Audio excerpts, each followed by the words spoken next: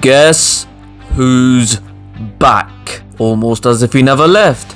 He literally didn't. And if you've been watching him at Al Nassr, this really isn't news to you, but man did Ronaldo show the casuals that he indeed still has a lot more to give, as the bro born to be a baller in both ways broke the 120 barrier by blasting a dead ball base brace in bout 1 before backing it up by bagging a further 2 earlier today. And no, I haven't forgotten whom they were against, okay? But if you're not willing to give him credit for already bettering his international tally in the entirety of 2022 in his first 2 games in 2023, brother, you're just hating. On the other hand, if you are indeed behind him, well, here's my assessment on Roberto Martinez's first 2 games as Portugal manager. Okay, so it's pretty obvious that Martinez had planned beforehand to build his team around Ronaldo, deploying Ronnie's favoured 2-striker system in both games. Now this, for us fangirls, is great. But when looking at it objectively though, is building a new team around a 38-year-old really the way to go forward? Unfortunately, the answer is yes.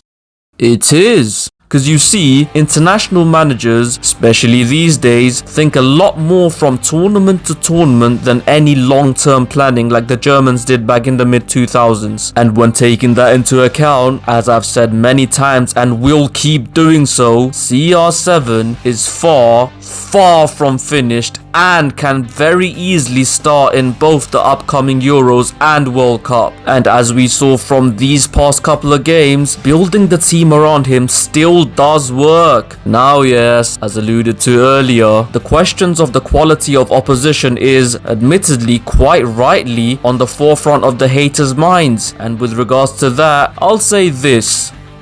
I believe this 2-striker CR7 centric system will also work against the bigger teams if Portugal make one vital change. So in the past 2 games, João Felix has been partnering Ronaldo up front, with the Chelsea man being the one to roam around a little more while his captain occupies the centre. Okay, see this will be a lot more difficult against the bigger teams. Cause yes, Felix can do dummies and nutmegs on the halfway line as much as he wants against these part-timers, but when faced against a real defence, I think he'll get found out. So instead, for me, it should be Ronaldo who should play on the left side of the strike force and be given the license to roam, with a bigger and more unselfish frontman to occupy the centre. And while Portugal don't really have as good of an option like Edison Cavani or Karim Benzema, the likes of Gonçalo Ramos and Andre Silva could do a far more effective job than Felix. Therefore, unfortunately for players like Felix and Rafael Leao, both of whom have been excellent in these past couple of games by the way, the desired system simply requires a different profile of frontman. Now whether Martinez will do that, we'll have to wait and see. But for now though, if you're a CR7 fan, on the international stage at least, you can certainly expect some good. Cause not only did this new coach back up your guy, but he's also made him the main man for at the very least,